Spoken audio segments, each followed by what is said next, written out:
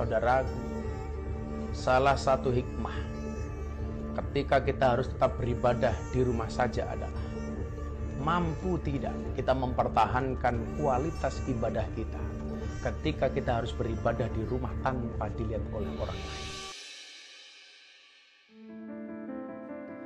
Pandemi yang diprediksi masih akan lama bersama kita telah memberi banyak pelajaran yang berharga. Yang jelas dari sisi spiritualitas, pandemi ini tak hanya mengubah ritual beribadah, juga menjadi catatan penting dalam sejarah peradaban manusia. Bagaimana kita belajar dari pandemi dari sisi rohani? Telah bergabung bersama Mata Najwa Miftah Maulana Habibur Rahman atau Gus Miftah, Dai yang juga pengasuh Pondok Pesantren Ora Aji, Sleman, Yogyakarta. Assalamualaikum Gus Miftah. Waalaikumsalam Mbak Nana. Sehat-sehat Gus? Alhamdulillah. Alhamdulillah. Gus, kita mau belajar dari pandemi malam ini. Yang jelas ada banyak, kita tahu pandemi ini telah mengubah begitu banyak hal dalam kehidupan kita. Ada banyak yang terdampak, banyak yang tidak punya penghasilan, bagaimana tenaga medis berjibaku, bagaimana karyawan-karyawan dirumahkan. Bagaimana pandangan agama melihat situasi yang kita hadapi hari-hari ini, Gus? Orang yang akan mampu melewati masa pandemi seperti sekarang ini menurut saya bukan orang yang kuat, bukan orang yang kaya, ataupun orang yang pintar. Namun orang yang paling mampu beradaptasi dengan perubahan. Yang menjadi persoalan kemudian adalah bangsa kita ini sering terjebak di kemapanan itu. Jadi tidak segera beradaptasi dengan hal-hal yang baru. Maka kemudian orang yang akan selamat menurut saya, orang yang paling mampu beradaptasi dengan perubahan. Tidak ada kita kata berputus asa. Toh kemudian Al-Quran mengatakan, wala tayasu min rauhillah. Janganlah kamu berputus asa dari rahmat Allah. Saya sering mengatakan begini Mbak Nana, bukan ombaknya yang besar, tetapi perahu kita yang terlalu kecil. Bukan ujiannya yang besar, tapi memang iman kita yang terlalu lemah. Jadi kita nggak boleh berputus asa. Jadi kita harus berpikir bahwa yang bisa merubah ini hanya kita sendiri. Al-Quran mengatakan innallaha la yughayyiru ma biqaumin hatta yughayyiru ma bi anfusihim. Yang bisa merubah sebuah keadaan pada kaum tersebut adalah ya kaum itu sendiri, bukan orang lain.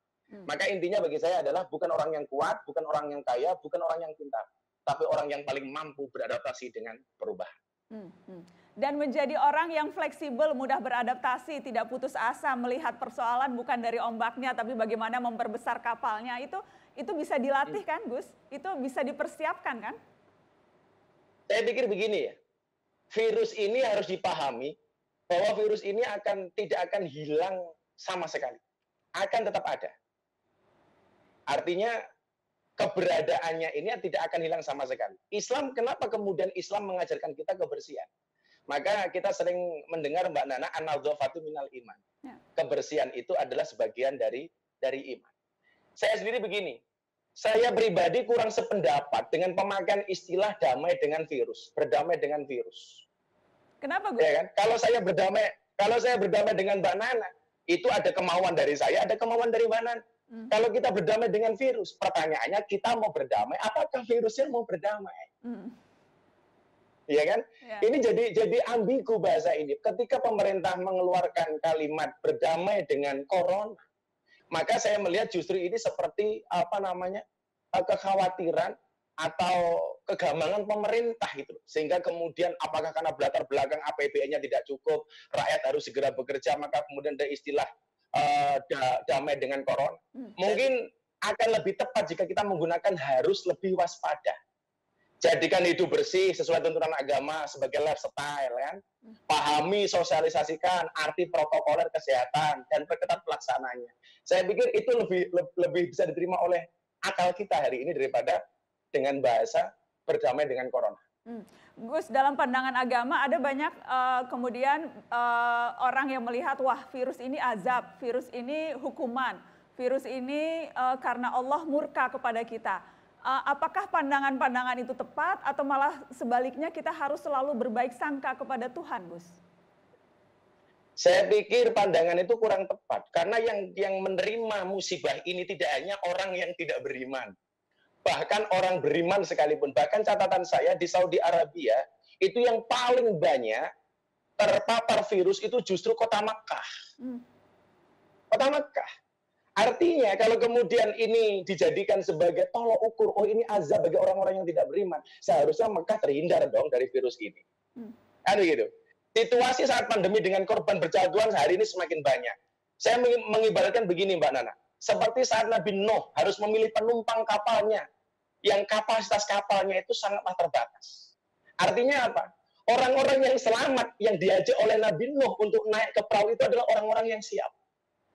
Siap secara jasmani, siap secara rohani, siap secara spiritualitas. Nah, maka di sini kemudian kita harus sama-sama tingkatkan kualitas diri, baik jasmani, rohani, spiritualitas, sehingga kita layak dapat tempat terpilih ikut bahteranya Nabi Nuh alaihissalam. Dan mempersiapkan itu ya lewat cara-cara yang memang selama ini sudah dituntun oleh agama ya Gus. Jadi bagaimana meningkatkan ketakwaan, bagaimana memperbaiki akhlak, hal-hal seperti itu yang Anda maksud Gus Miftah? Sangat tepat sekali. Maka saya begini, begitu pemerintah itu mengatakan sudah kita kerja di rumah, ibadah di rumah, ini sebenarnya pukulan telak bagi kita, karena selama ini kita terlalu sering melupakan masjid, kita terlalu sering meninggalkan majelis taklim. Maka begitu ada himbauan seperti ini, alah sekarang aja banyak yang teriak-teriak, wah gimana kita nggak boleh beribadah di masjid, alah lu aja nggak ada himbauan, nggak pernah ke masjid, apalagi ada himbauan kan, gitu. Maka ini sebenarnya pukulan telak dari Allah. Lu selama ini ninggalin masjid, ninggalin rumahku, ninggalin majelisku. Ada majelis taklim nggak pernah kamu datangi. Maka dengan kondisi seperti ini akan menimbulkan sebuah kerinduan yang sangat mendalam. Akan menimbulkan kerinduan kita kepada rumah-rumah Allah, kepada majelis-majelis taklim, kepada majelis-majelis ini. Dan satu saat kelak ketika kemudian pemerintah mengumumkan silakan wahai rakyatku engkau beribadah di masjid, engkau kembali membuka majelis taklim. Saya mengharapkan kita bisa memaksimalkan kesempatan itu. Kita berjanji tidak akan meninggalkan masjid lain. Kita berjanji tidak akan meninggalkan majelis taklim lain. Barangkali seperti itu, Mbak Nana. Terkadang sulit memberikan penjelasan yang mudah diterima tanpa kemudian terkesan menggampangkan ritual atau menggampangkan agama, Gus.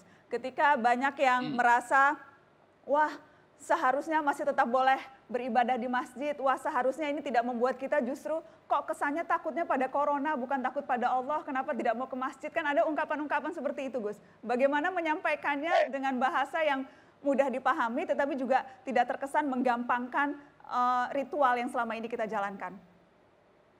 Saya sering Mbak Nana ya, ditanya ketika kita live itu, Gus Miftah lebih takut corona apa takut dengan Allah sih? Ini kalau dalam bahasa saya kalimatul haq yuridu biha batil. Kalimat yang kelihatannya benar tapi mengandung kebatilan di dalam. Ya kan? Justru kenapa kemudian kita hari ini harus beribadah di rumah? Ya karena kita taat dengan Allah dan Rasul-Nya. Maka saya selalu mengatakan, tolong deh, ikutlah pendapat ahli, jangan ikut-ikutan orang yang ahli berpendapat. Boleh diulang nggak Gus? Bagus banget itu. Ikutlah pendapat ahli, jangan ikut-ikutan orang yang ahli berpendapat. Nah, kayaknya yang nomor 2 lagi paling banyak ya Gus sekarang, yang ngaku-ngaku ahli. Ini yang paling 2, apalagi di era medsos ini, semuanya orang bisa berpendapat, padahal tanpa dasar hukum yang jelas. Makanya kalau saya nyimak kajian kitab Al-Misbah itu, satu kalimat yang sering saya dengar hari ini, yang paling saya ingat dari Abi Quraisy itu ketika beliau seringkali menyindir orang-orang yang suka menafsirkan Quran tanpa keilmuan yang jelas. Beliau mengatakan hadisnya Rasulullah, man fasara al-Quran bi ra'yi falyatabawa maq'adahu minan nar. Barang siapa menafsirkan Al-Quran dengan kemampuan akalnya sendiri, maka siap-siaplah mengambil tempat duduk dari api neraka. Saya pikir kita beruntung ya, Mbak Nana, kita tinggal di Indonesia. Saya mengatakan begini, saya termasuk orang yang anti lockdown. Karena lockdown itu nggak asik. Lockdown, otak yang lock, pendapatan down. Ya. Saya juga anti PSBB lah. PSBB itu bagi saya apa ya? Pendapatannya sedikit, butuhnya banyak. Waduh, ini ngeri sekali. Atau apapun istilahnya. Saya sepakat dengan istilah kita tetap di rumah. Maka yang paling penting bagi saya adalah pemahaman mengenai bagaimana cara kerja COVID ini saja kita belum pernah tahu.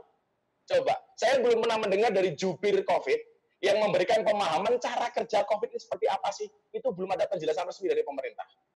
Gus, pertanyaan terakhir, yang jelas kan manusia ini tempatnya lupa, manusia itu tempatnya alpa. Ketika nanti insya Allah situasi sudah mulai pelan-pelan pulih, mungkin saja pelajaran atau apa yang berusaha kita pelajari dari pandemi ini akan hilang. Bagaimana caranya untuk tetap berusaha istiqomah dalam kebaikan, Gus? Saya pikir begini ya,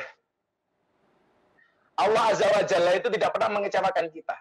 Tapi kitalah yang terkadang lemah mengambil hikmah dari setiap cobaan. Orang-orang yang mampu mengambil pelajaran lah yang menurut saya pada akhirnya menjadi orang-orang yang luar biasa. Barangkali hari ini kita banyak kehilangan sesuatu. Kehilangan pekerjaan, banyak yang di PHK. Berapa banyak teman-teman perusahaan saya yang minta saya mengadakan AMT kepada mereka, memberikan motivasi dan sebagainya. Saya katakan sama mereka, sedih karena kehilangan sesuatu itu manusiawi. Tapi percayalah, Allah sedang menyediakan hadiah terbaik untukmu yang sabar dan ikhlas. Amin, amin. Selalu berbaik sangka kepada Allah yang Maha Pemurah. Selalu berbaik sangka dengan seperti mata najwa inilah.